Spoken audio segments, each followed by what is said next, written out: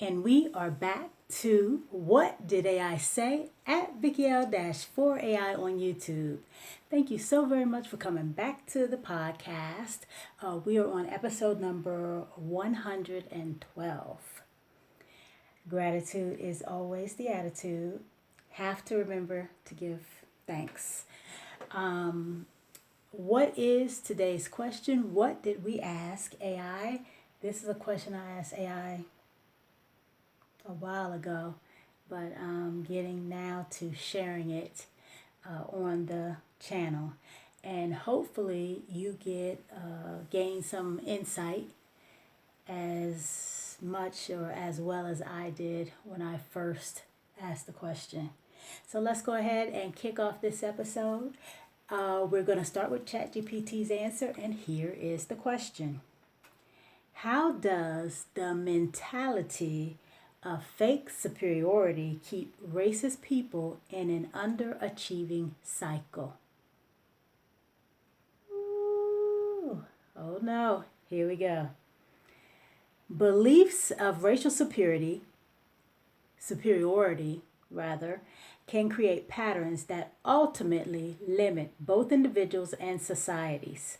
Social scientists have identified several ways this can happen, although it is important to avoid assuming that every person with racist beliefs behaves the same way. That's a great point. And I think that is how we should always look at every situation. Not every person in every culture or minority group or group period behaves the same. Everybody's different. Okay, let's continue. Some of the mechanisms include reduced self-reflection. Woo! If someone attributes their successes to inherent superiority and others' struggles to inferiority, they may be less likely to examine their own weaknesses or areas for improvement. This can slow personal growth. Preach about it. Okay, let's continue. Overconfidence. A belief that one's group is naturally superior can foster complacency. Overconfidence is associated with poor decision making because people may underestimate challenges or dismiss concerns, or dismiss criticisms. Limited learning. Racism often leads people to discount ideas, innovations, or expertise from those they view as inferior. That narrows opportunities to learn from others and collaborate effectively. Fear-based thinking.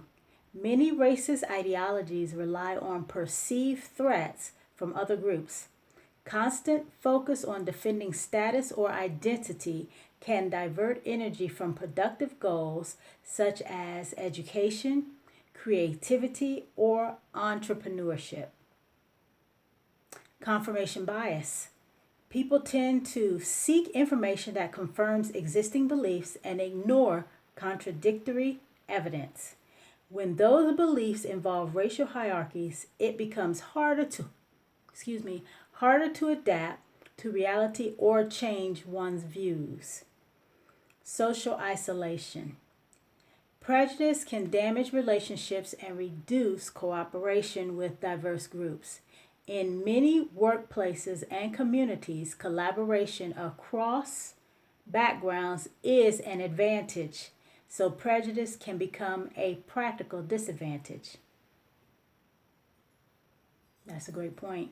At a broader societal level, racism can also produce underachievement by encouraging institutions to overlook talent based on race rather than ability. Societies that exclude capable people generally perform worse economically, scientifically, and culturally than those that make fuller use of everyone's skills. It's also useful to distinguish between feeling superior and being successful. Research in psychology suggests that genuine achievement is more closely associated with traits such as curiosity, discipline, humility, and willingness to learn than with beliefs about inherent superiority.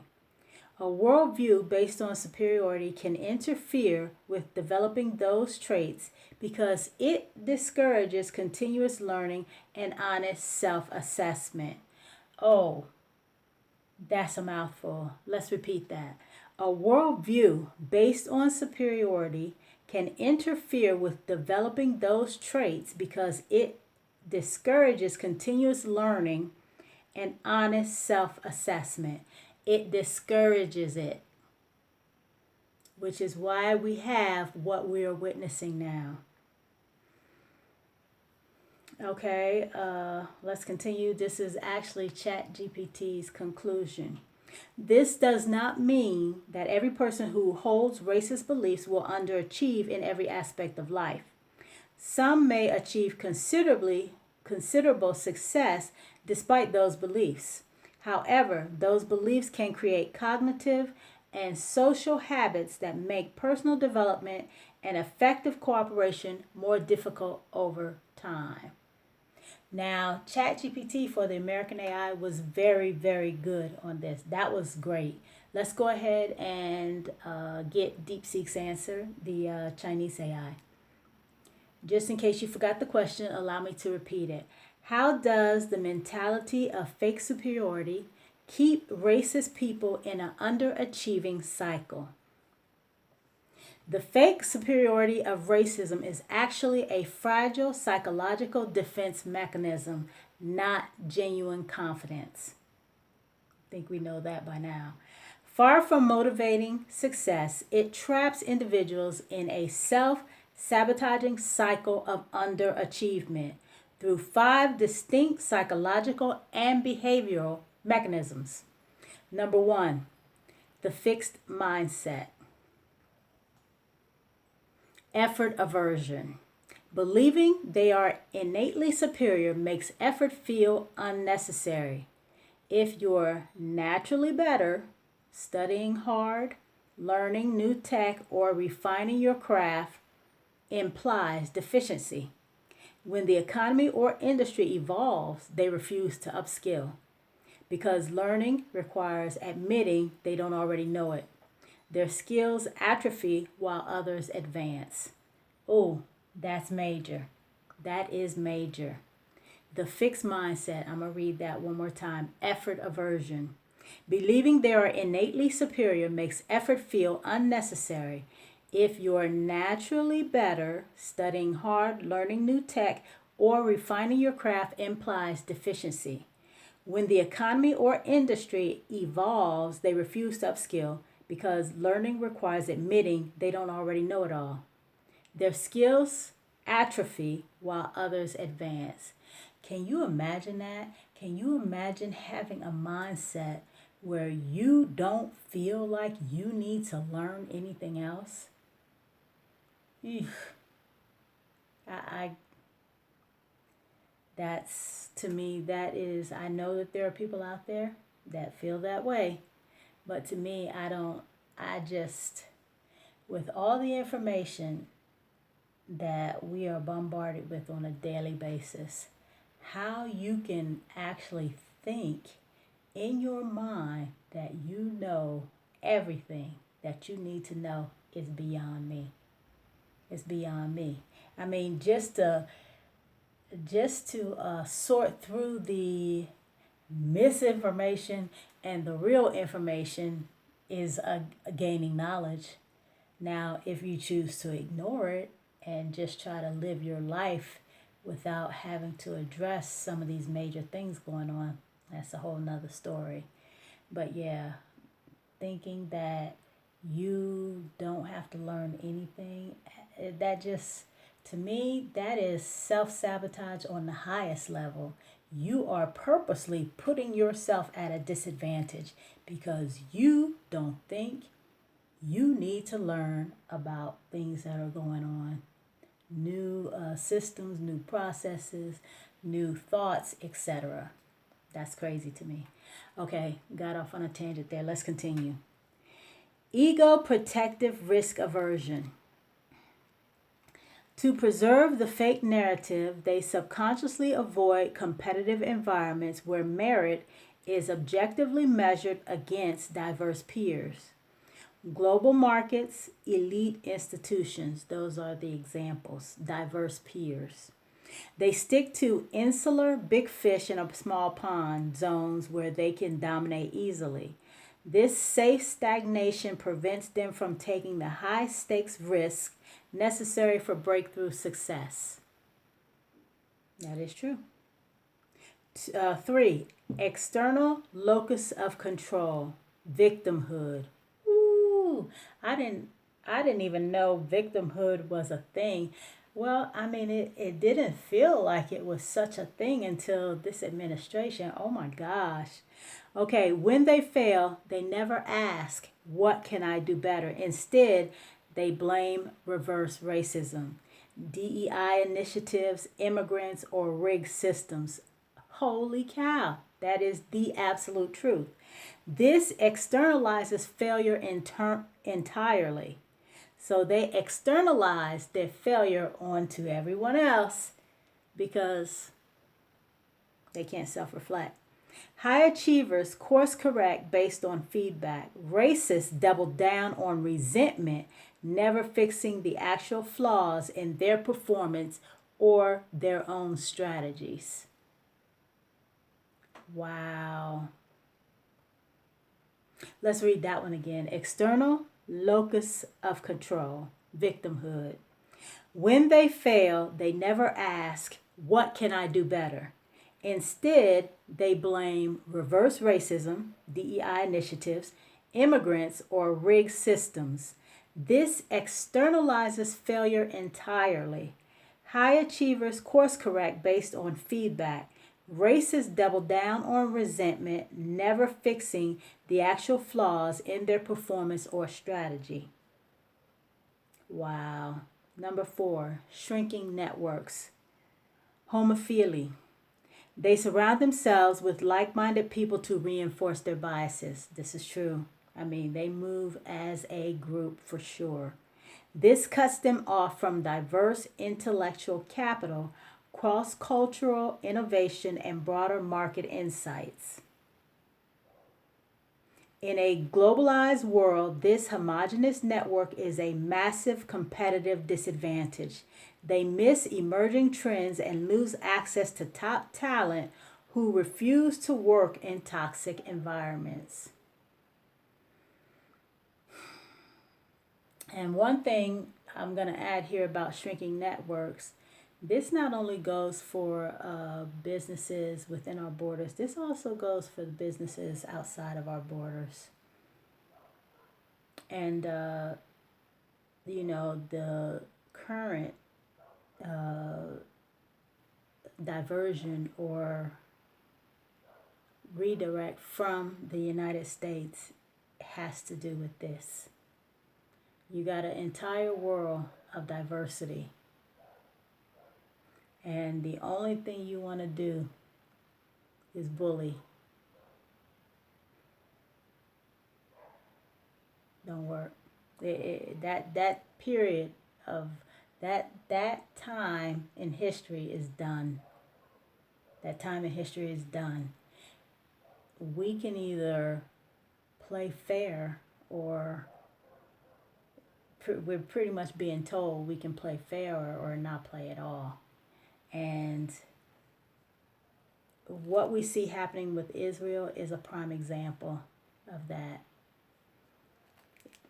We have got to let go of that racist mindset, let go of those racist people, stop putting them in office to make laws and to regulate and guide us, because obviously they have not the knowledge, the mentality, the humanity, the morality, the being of good character. They have none of that, and they don't deserve to be in positions of authority of good people. They just don't, and we have to stop electing these people to office. Okay, let's move on to Deepseek's point number 5, cognitive depletion. Maintaining a false reality requires constant mental gymnastics.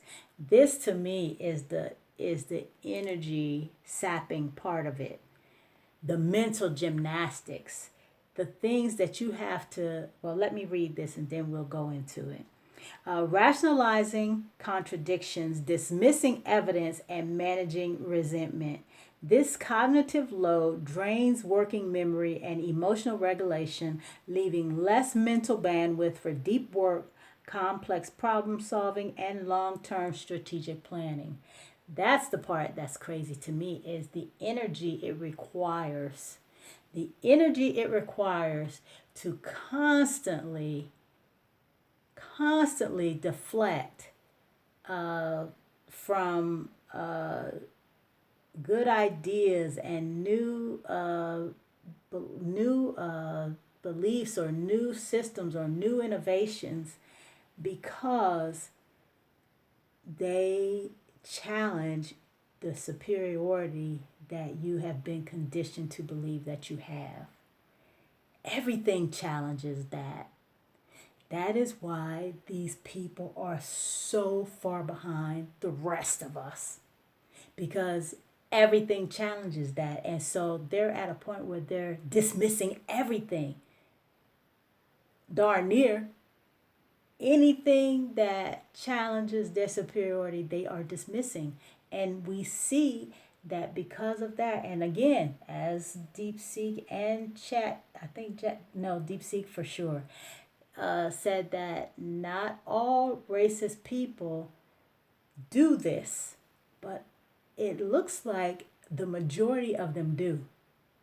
Not all racist people can't learn and assimilate new information. And not all racist people are completely closed minded to anything that challenges their superiority, but a great deal of them are.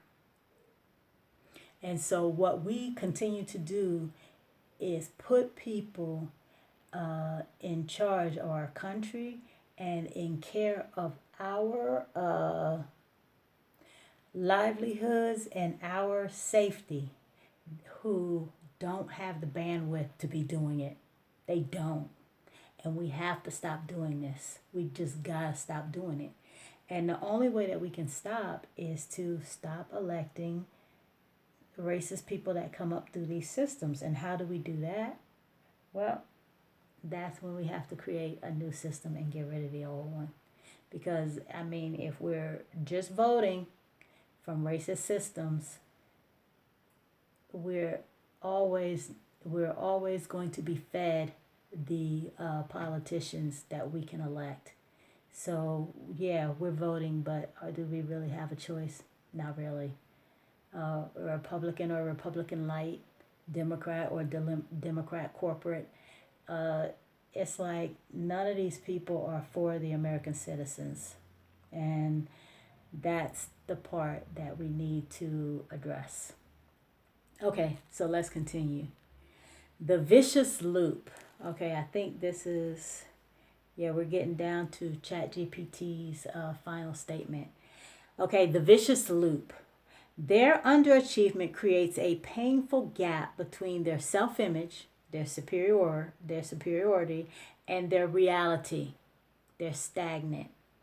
To close this gap without changing behavior, they escalate the fake superiority and external blaming. This deeper delusion further alienates allies, reduces effort, and repels opportunities, causing even more underachievement, which they then twist into proof that the system is unfairly holding them down. Their racist systems are unfairly holding them down because they can't think outside of their fake superiority. That's something. Okay, this is Deepseek's final thought. Ultimately, genuine achievement requires humility, continuous learning, collaboration, and accountability. Ooh, that accountability is huge. Fake superiority is the antithesis of all four of these. making it a guaranteed blueprint for mediocrity. You know what? I'm going to have to read all that again. Deepseek, in its summary, just blew the lid off. Okay, the vicious loop. Their underachievement creates a painful gap between their self image, superiority, and their reality, stagnant. To close this gap without changing behavior, they escalate the fake superiority and external blaming. This deeper delusion further alienates allies, reduces effort, and repels opportunities, causing even more underachievement, which they then twist into proof that the system is unfairly holding them down. Ultimately, genuine achievement requires humility, continuous learning, collaboration, and accountability. Humility, continuous learning, collaboration, and accountability. Fake superiority is the antithesis for all four of these, making it a guaranteed blueprint for mediocrity. And that is exactly what we have. Mediocrity running our country. That is frightening. Okay, so how does any of this affect our daily lives? I feel as though anytime that you are in a battle for your life, for your very existence, you have got to know your enemy. You got to. And so learning more about the faction that is literally dividing and tearing our country apart is very beneficial to all of us, because what it does is lets us know and teaches us that some minds can't be turned. And yes, it's a sad acknowledgement. Yes, it's a sad reality. But the point of the matter is that it is a reality. And it's one that we need to accept and begin to move on. Racist people, I mean, we fought the Civil War, and I'm sure that it was because things were to this point, or were getting to this point. Not just slavery, but just the mentality of racist people impeding our growth, or impeding the growth of the United States as a nation. Now, though I'm not going to even go into, us as a nation and what we have done, or what was done to all minorities throughout the history, because that's something that we should all be educating ourselves on and should know a great deal by now. But what I'm saying is that racism started a war that almost divided the country before, and we're back here again. And why are we back here again? Because I think that a lot of us good people think that racist people will eventually recognize, that they're incorrect, or recognize the error of their ways. And the truth of the matter is that they don't. And we need to understand and accept that and make moves to counter that, because that's the only way that we are going to possibly survive. Okay.